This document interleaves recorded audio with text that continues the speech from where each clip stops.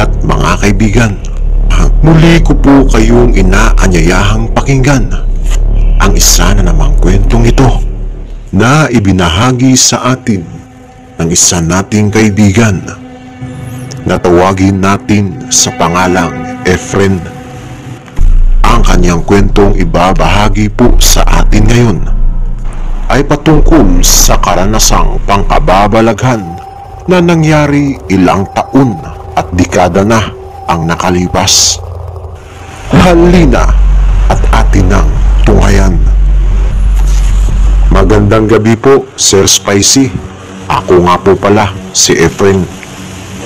Ang kwentong bubuksan at ibabahagi ko po sa inyo ngayon ay isang kwentong ibinahagi din sa akin ng aking lolo na siyang ibabahagi ko rin sa inyo ngayon mga kaibigan. Ang kwento kasing ito ay nagbigay sa akin ng kaunting kaalaman patungkol sa mga kababalaghang nangyari na hindi ko na kinagisnan, na sadyang natakpan na ng panahon natin ngayon, na noong mga panahong iyon ay talagang binabalot ng mga kababalaghan.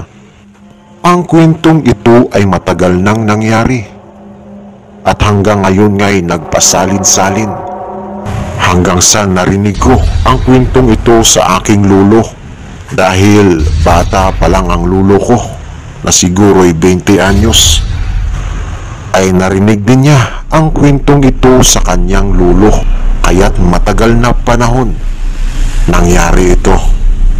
Ayon sa kwento ng lolo ko, taong 18th century, kapanahunan pa ng isang taong matatawag nating may pambihirang taglay, may katatagang loob at may katapangan na tawagin natin sa pangalang Elmo. Kilala si Elmo noong mga panahong iyon sa baryo ng lolo ko na isang matapang, dahil kahit aswang ay binabangga ng taong ito. Kakaiba talaga ang katapangang taglay ng taong ito. Gustong gusto niya umanong makahuli ng aswang, samantalang tayo ngayon ay takot na takot makakita nga lang ng aswang Halos tumalon-talon na sa takot. Iba itong si Elmo, dahil siya pa mismo ang humahunting sa aswang. Pumupunta siya tuwing alas 12 ng gabi sa bawat dako ng kabukiran at kabundukan para manghunting ng aswang. Dagdag pa ng lolo ko, noong mga panahong 18th century daw ay talagang maraming aswang sa kanilang baryo. Hindi lang mabilang ang aswang, maraming pamilyang aswang sa baryo nila na nakatira, at sa kabundukan nakatirik ang kani-kanilang bahay. At nabanggit pa nga ng lolo ko ang mga apelyido nito. Pero bilang paggalang at sa seguridad ng mga taong may kaapelyido nito ay hindi ko na po babanggitin pa, dahil hindi naman lahat ay ganun at wala tayong karapatan para humusga sa isang tao. Na noong mga panahong iyon na halos ang lahat ng mga tao sa kanilang baryo ay nakakita na mismo ng aswang, dahil nga sa dami nito at nagsisilabasan pagsapit ng dilim. Buti na nga lang daw merong isang taong masigasig at matapang na puksain ang mga aswang, kaya't unti-unting nababawasan ang mga aswang sa baryo nila nang dahil kay Elmo. Marami na rin ang biniktima ng mga aswang noong mga panahong iyon, na halos kadalasan nga'y mga buntis ang namamatay. Alerto ang mga tao noong mga panahong iyon, na kahit nga alerto ang mga tao noong mga panahong iyon ay sadyang nabubulag pa rin sila ng aswang dahil sa taglay na kapangyarihan ng aswang na tinatawag na linlang, dahil nag-iiba-iba ng anyo ito. Nag-aanyong aso, nag-aanyong baboy, nag-aanyong ibon, kaya't hindi maiwasang masalisihan sila ng aswang. Kusa na lang nagkakasakit at namamatay ang mga taong naninirahan doon sa hindi malamang dahilan. Pero kagagawan lahat iyon ng mga aswang. Kaya't halos lahat ng taong nakatira sa baryo ng lulo ko ay sumasaludo sa katapangan ni Elmo dahil may usap-usapan ding meron din itong angking agimat o di kaya mutya na nagmula sa puno ng duldul, na ang mutyang iyon at agimat ay siyang tinataglay ni Elmo. Tuwing araw ng Martes at araw ng Biyernes lang umaakyat itong si Elmo sa kabundukan para manghunting at tumugis ng mga aswang.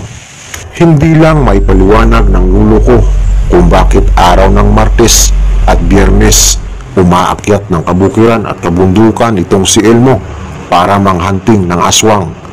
At sa pag-uwi nga nito'y dala-dala nito ang mga tinga ng aswang na lumalambitin at nakatuhog na ng isang maliit na kahoy. Bukod pa sa tinga ay dala din ni Elmo ang mga balat ng aswang na siyang ginagawa ni Elmong basahan sa kanilang bahay, na ang tanging armas at sandata lang ni Elmo sa tuwing umaakyat ito sa kabundukan para manghunting ng aswang ay isang bugakay na matulis at mahabang buntot ng pagi, na sa tuwing inihahampas daw ni Elmo ang buntot pagi na iyon sa aswang ay nangingisay na lang ang aswang at humihina, hindi na halos makatakbo, kaya't agad niya itong nahuhuli at tinutusok ng kanyang hawak na mahabang matulis na bagakay. At pag matapos na niyang matusok ng bagakay na iyon ang mga aswang, ay kanya itong binabalatan at kinakatay. Tinatanggal ang tenga at ang katawan ng aswang ay iniiwan sa kabundukan. Tanging ang tinga lang at ang balat ng aswang ang pinapakinabangan ni Elmo, na ang katawan ng aswang na iyon na naiwan pag nasikatan na ng araw iyon ay kusang natutunaw at nalulusaw. Tahimik lang daw tao itong si Elmo at mas kadalasan mong makikita itong lasing. Dagdag pa sa kwento ng lulo ko, hindi naman talaga dating lasinggiro itong si Elmo. Nagsimula lang daw itong maging lasinggiro simula nang mamatay ang kanyang asawa at anak dahil pinatay ito ng mga aswang. Kaya't doon din sumiklab ang galit ni Elmo at doon nakilala si Elmo na isang wakwak hunters sa kanilang baryo.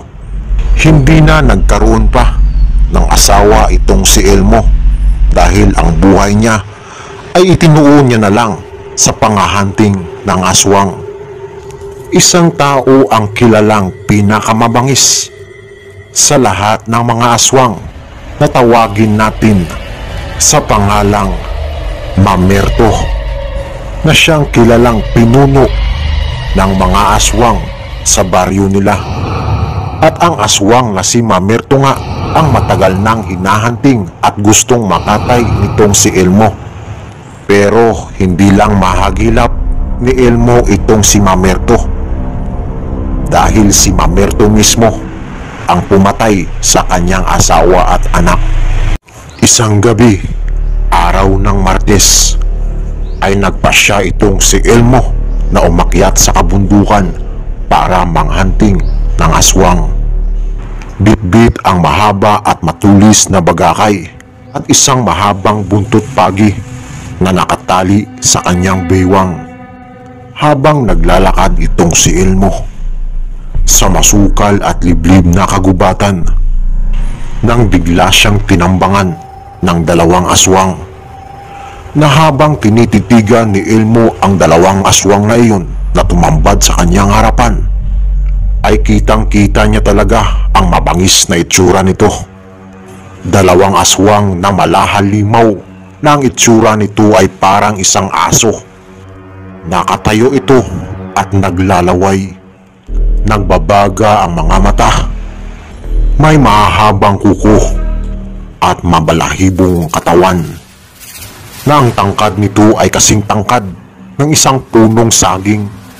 Agad na naghanda si Elmo. Palapit ng palapit sa kanya ang dalawang malalaking halimaw na iyon.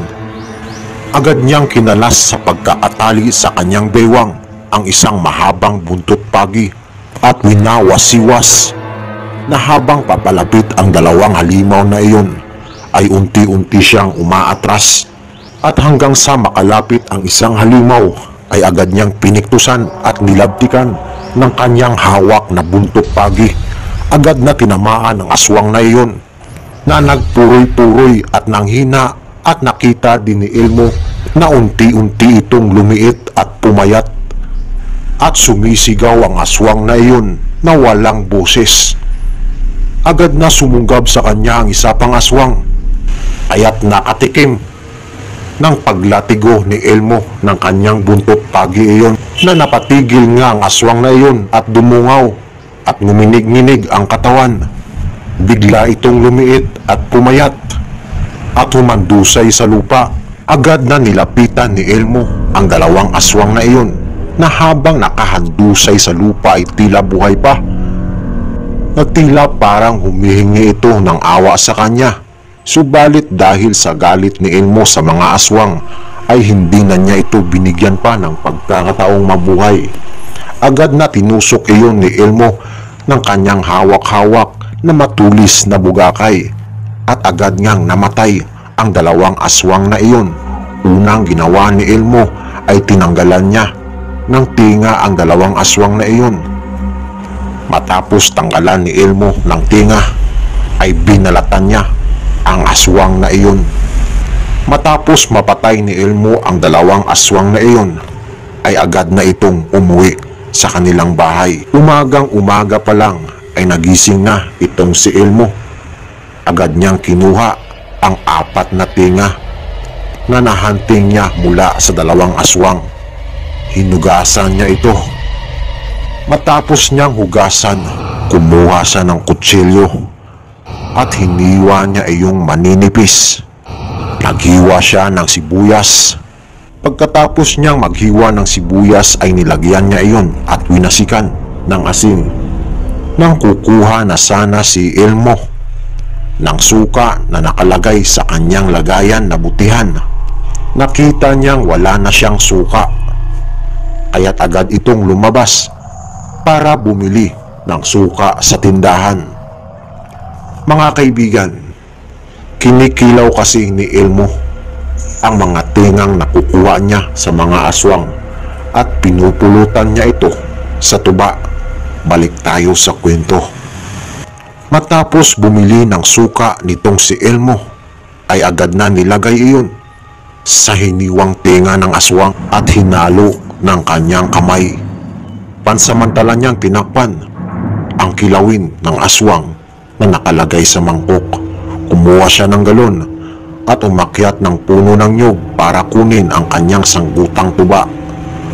Matapos makuha ang tuba ay agad na pumlastar itong si Elmo sa labas ng kanilang bahay na habang nagkukuyakoy sa pagkakaupo ay tumutungga ng tuba at namumulutan ng tinga ng aswang na habang kinakagat niya ang tinga ng aswang, lumiligalig ang saya sa puso niya dahil naiibsan ang kanyang puot at galit sa mga aswang dahil sa pagpatay sa kanyang kaisa-isang anak at asawa. Masaya si Elmo sa tuwing makakain siya ng tinga ng aswang bilang ganti. Sa mga aswang ay kinikilaw niya ang tinga nito at kulang na kulang pa nga daw ang tingang iyon na sa tuwing kinakain niya ito'y nag-iisip ito na gusto niyang ubusin lahat ng aswang sa mundo. Ganun katindi ang galit at puot ni Elmo sa mga aswang. Makalipas ang ilang araw na habang nangangahoy itong si Elmo sa paanan ng bundok ay nakita niya itong si Mamerto na papalapit sa kanya at may mga kasama itong kalalakihan na habang lumalapit itong si Mamerto kay Elmo, palapit ng palapit pa lang ay pumapagot na sa galit itong si Elmo dahil alam na alam niya at kilala niya si Mamerto. Pero walang kaalam-alam itong si Mamerto na ito palang si Elmo ay isang wakwak hunter, na si Elmo ang dahilan ng pagkakaubos ng mga kasamahan ni Mamerto. Nagtanong ito kay Elmo. Hinahanap niya ang kanyang dalawang binatang anak dahil hindi raw nakauwi nung nakaraang gabi, na habang sinasagot ni Elmo ang tanong sa kanya ni Mamerto ay masamang-masama na ang titig ni Elmo kay Mamerto.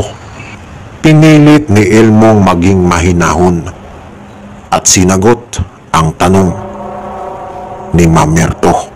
Pare, baka may napansin kang dalawang kabinataan dito. Kasi hindi nakauwi sa bahay. Lintik na mga batang iyon. Kahapon pa namin hinahanap hindi namin makita. Baka may nakita ka, pare. Ay, ganun po ba? Kaano-ano nyo po ba iyon? Ayun yung mga dalawang anak kong pasaway Ay, hindi ko napansin, pre. Dalawang kabinataan ang anak mo. Kumbaga sa kalabaw, pre, mga toro yun. Baka naghanap ng makakasta yun. Baka nandun lang yun sa kabilang dako ng kabundukan o kabahayan. Baka nanligaw sa mga kadalagahan ba? Malamang. Siguro nga. O sige, pre. Babalik na lang ako dito pag nakalipas ang ilang araw kung hindi ko pa makita ang mga anak ko. Baka kasi makita mo, pre. Pre, pagsabihan mo na hinahanap sila ng tatay nila kung makita mo man ang dalawang anak ko. O paano? Papaalam na ako sa'yo. Maraming salamat. O sige. Why kaso. Pero wala talagang kaalam-alam itong si Mamerto na ang taong kanyang napagtanungan ay yun na pala ang taong kumatay sa dalawa niyang anak na nawawala. Na habang nakikita ni Elmo itong si Mamerto na naglalakad palayo sa kanya, ay puot at galit ang naramdaman ni Elmo, kaya't palihim niyang sinundan si Mamerto. Dahan-dahang sinundan ni Elmo iyon. Hindi rin nagtagal ay natagpuan nga ni Elmo kung saan naglulungga itong si Mamerto. Kitang-kita ni Elmo ang lugar ng mga aswang na halos dikit-dikit ang bahay nito, na parang isang compound, at ang mga taong naninirahan doon ay ang mga aswang. Diyan ka pala naglulunggang hayop ka. Ang tagal kong hinintay ang pagkakataong ito, Mamerto. Mamayang gabi, tingnan natin kung gaano ka kabangis. Matapos matagpuan ni Elmo kung saan talaga ang pugad ni Mamerto, ay nagpasya din itong umuwi sa kanilang bahay at hinintay sumapit ang gabi at araw iyon ng Biyernes. Pagdating ng alas 12 ng gabi ay agad na naghanda itong si Elmo at umalis papunta sa kampo ni Mamerto. Di kalaunan ay narating kaagad ni Elmo ang pugad ni Mamerto, na habang nakaupo itong si Elmo at nakayuko na sinisilip ang compound ng mga aswang, ay kitang-kita niyang nagkakasiyahan ito. Lumapit pa siya ng mas lumapit sa lugar na nakakubli sa mga punong kahoy at naghihintay ng tamang pagkakataon upang lusubin ang pugad ni Mamerto. Nang biglang makaramdam itong si Elmo na tila pumatak sa kanyang katawan. Patak iyon ng ulan. Unti-unting umaambon hanggang sa lumakas ang ulan Nabasa itong si Elmo at bumigat ang kanyang pakiramdam dahil ang kanyang mutyang tinataglay ay katulad sa isang puno ng duldul na ang punong iyon pag nasikatan ng araw at pag matuyo ay ang gaan-gaan, pero pag nabasa ito ng ulan ay sobrang bigat nito. Ganun ang tinataglay na mutya na sa pangangalaga ni Elmo. Kaya't naramdaman ni Elmo ang kahinaan ng kanyang mutya. Nagdadalawang isip na lumusob itong si Elmo dahil sa kanyang nararamdaman. Bigla siyang humina. Di kalaunan ay napag-isip-isip ni Elmo na hindi niya muna itutuloy ang kanyang binabalak at gagawin na lang niya sa tamang pagkakataon. Subalit nang tatayo na sana si Elmo para umuwi ay bigla na lang siyang mabulalas at magulantang dahil merong dumagit sa kanya na napakalaking ibon. Mabuti na lang at agad din siyang nakadapa, kaya't naiwasan niya iyon. Subalit nang matapos siyang dagitin ng malaking ibon na iyon, ay napansin niyang nagsikulasan ang mga taong nasa compound ni Mamerto. Nabulabog ang mga aswang. Agad na tumakbo itong si Elmo papalayo sa lugar na iyon, na habang lumilingon nga siya'y kitang-kita niya na napakadaming aswang ang humahabol sa kanya. Hindi magamit ni Elmo ang kanyang mutyang tinataglay. Hindi niya magamit ang kanyang bilis, ang kanyang liksi, at napakabigat ng kanyang katawan. Wala nang iba pang nagawa itong si Elmo kundi ang makipagsapalaran na lang sa mga aswang na humahabol sa kanya. Bagamat may bisa pa rin naman ang kanyang mutya, subalit hindi na gaanong malakas gaya ng normal dahil nga nabasa siya ng ulan.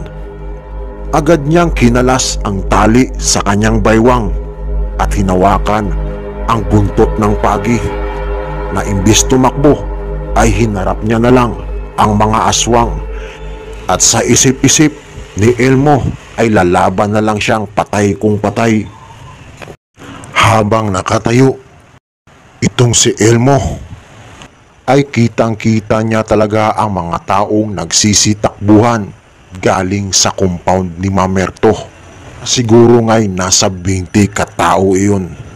Hinawakan niyang mabuti ang kanyang hawak-hawak na buntot pagi at itinaas ang kanyang hawak na bugakay, na habang palapit ng palapit ang mga taong iyon na tila ba hindi pa nag-iiba ng anyo, ay kitang-kita talaga ni Elmo itong si Mamerto na nasa kalagitnaan ng mga taong iyon. At sa isip-isip ni Elmo, bahala na. Ang importante ay una niyang mapatay itong si Mamerto, na kahit mapatay pa siya ng mga alagad nito ay sisiguruhin niyang mapapatay niya si Mamerto. Na habang palapit ng palapit ang grupo ni Mamerto ay kitang-kita ni Elmo na unti-unti na itong nag-iiba ng anyo. Kitang-kita ni Elmo kung gaano umikot ang mga ulo nito. Kitang-kita din ni Elmo kung gaano tumangkad ito at lumaki ang mga katawan. Tinubuan ng mahabang pangil at tinubuan ng balahibo sa katawan. Kitang-kita din ni Elmo kung paano bumaga ang mga mata nito at kung gaano kabangis ang mga aswang na iyon. Agad na hinarap iyon ni Elmo, na habang nagsisitakbuhan ang mga aswang na iyon ay palapit na ito ng palapit kay Elmo, habang si Elmo ay nananatiling nakatayo lang sa lugar na iyon. Umikot-ikot itong si Elmo na habang winawagayway niya ang kanyang hawak na buntot pagi habang palusog din siya sa mga aswang na iyon. Paatras ng paatras ang mga aswang na halos hindi makalapit dahil natatakot itong malabtikan ng buntot pagi na inikot-ikot ni Elmo. At nang mapansin ni Elmo na umaatras ang mga aswang, ay pansamantala siyang huminto at pumorma. Sumisigaw pa si Elmo, "Lusob!" Pero hindi lumulusob ang mga aswang. Habang nakikipagsagupa si Elmo sa mga aswang, ay tuloy-tuloy ang pagbuhos ng ulan, na habang pumuporma pa itong si Elmo, di akalain ni Elmo na may biglang tumalon galing sa likod ng grupong iyon. Agad na napaatras si Elmo at kinasa ang kanyang hawak na buntot pagi at nilabtikan ang isang pasaway na aswang na iyon, kaya't agad na nagpuroy-puroy at natikman kung gaano kabagsik si Elmo. Lalong nagalit si Mamerto, kaya't nagutos pa siya ng 4 na mga halimaw na aswang para lusubin si Elmo. At nilusog nga si Elmo ng 4 na aswang na iyon. At dahil nga sa taglay, nagaling nitong si Elmo kahit hindi masyadong mabisa ang kanyang pangangalagang mutya nung gabing iyon, ay tila hirap na hirap ang mga aswang kung paano nila mapapatay si Elmo. At dahil ang kilos ni Elmo ay mabagal, subalit mabilis pa rin ang kamay ni Elmo, na kunting pagkakamali nga lang ng kilos ng aswang ay siyang pumipitik at bumibigkis ang hawak nitong buntot pagi, na kahit mabagal man ang katawan ni Elmo ay mabilis naman ito kumilos gamit ang kanyang kamay. Habang nilusob siya ng 4 na aswang na iyon, ay isa-isa itong nakatikim ng pagpitik at pagpilantik ng buntot pagi, na parang pinalo sila ng sinturon ni Judas. Biglang lumuhod ang 4 at nangisay-ngisay. Mas lalong sumiklab ang galit ni Mamerto, kaya't nagpa siya itong si Mamerto na sabay-sabay na silang lumusob. Umatras itong si Elmo dahil nakaramdam din siya ng takot, dahil nasa isip niya natagilid talaga ang laban, at dahil nakita niyang palusob na lahat ang mga aswang na yun sa kanya, isa lang ang pumasok sa isipan ni Elmo. Uunahin niya si Mamerto, na kahit mapatay pa siya ng mga kasama nito, ang importante ay mapatay niya si Mamerto, na habang kitang-kita niyang nagsisitakbuhan at nagpapalusob sa kanya, ang mga aswang na iyon ay tumatakbo ding palusog itong si Elmo, na ang direksyon ng takbo ni Elmo ay papunta kay Mamerto, na habang tumatakbo itong si Elmo ay inangat niya ang kanyang hawak na bagakay, na habang tumatakbo'y inaasinta niya iyon kay Mamerto. Pero hindi alam ni Mamerto na siya pala ang binabalak unahin ni Elmo. At nang halos magkalapit na nga ang dalawa, ay magulat na lang itong si Mamerto dahil biglang bumulusok papunta sa kanya itong si Elmo, at naramdaman nga niya huli na may tama na siya, at tumagos ang hawak ni Elmong bugakay sa katawan ni Mamerto, na hindi na nakasigaw pa itong si Mamerto at napasubsob na lang sa lupa.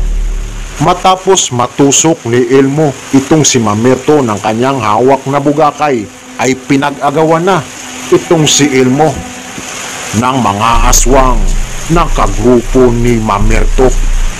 Sinunggaban ng sinunggaban itong si Elmo, pero kahit na sinusunggaban at marami ng tama itong si Elmo gamit ang mga matutulis na kuko ng mga aswang, ay pinipilit pa ring balikwasin ni Elmo ang kanyang hawak-hawak na buntot pagi at nararamdaman din ni Elmong tumatama iyon, subalit hindi na niya talaga kaya dahil sa dami ng sumasagupa sa kanyang aswang.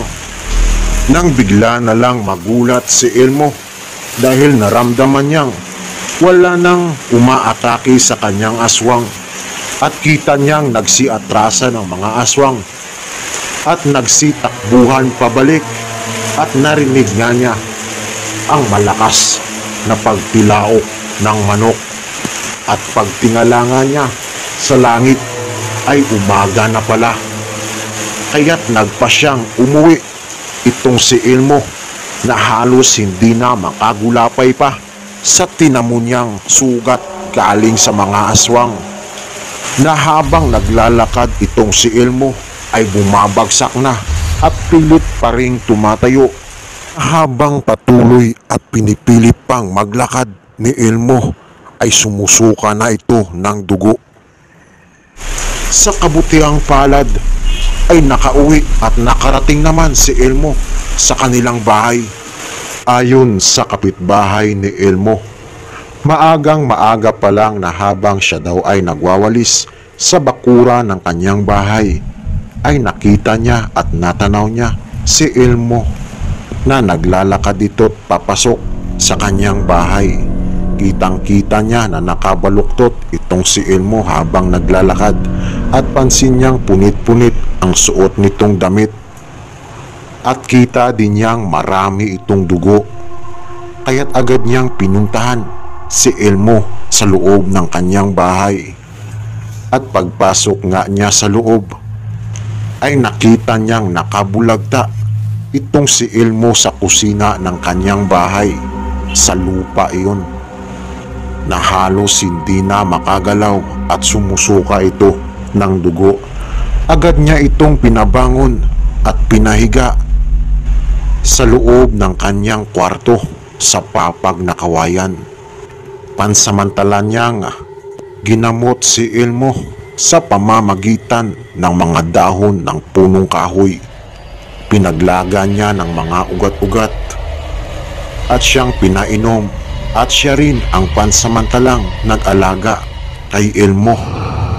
Pero makalipas ang 1 linggo ay tuluyan na ding namatay si Elmo dahil hindi kinaya ni Elmo ang mga sugat na nagmula sa mga kuko at mga pangil ng aswang. Mga kaibigan, diyan po nagtatapos ang kwentong ibinahagi ko sa inyo. At sana po'y inyong magustuhan. Maraming salamat po, Sir Spicy, dahil binigyan mo ng oras ang kwento kong ito. Higit sa lahat, sa iyong mga masugid na tagapagsubaybay at tagapagpakinig. Ayan mga kaibigan, ang isa na namang kwentong ibinahagi sa atin ng isa nating kaibigan na si Efren. Gaya po ng dati, kayo na lang po sana ang humusga kung inyo itong paniniwalaan. At sana po'y patuloy pa rin po kayong nagsusubaybay sa bawat kwentong aking binubuksan para sa inyo. Maraming salamat din po sa pagbibigay nyo ng oras para pakinggan ang kwentong ito. Muli, maraming salamat talaga sa inyong lahat. Mga kaibigan, better luck next time. I love you.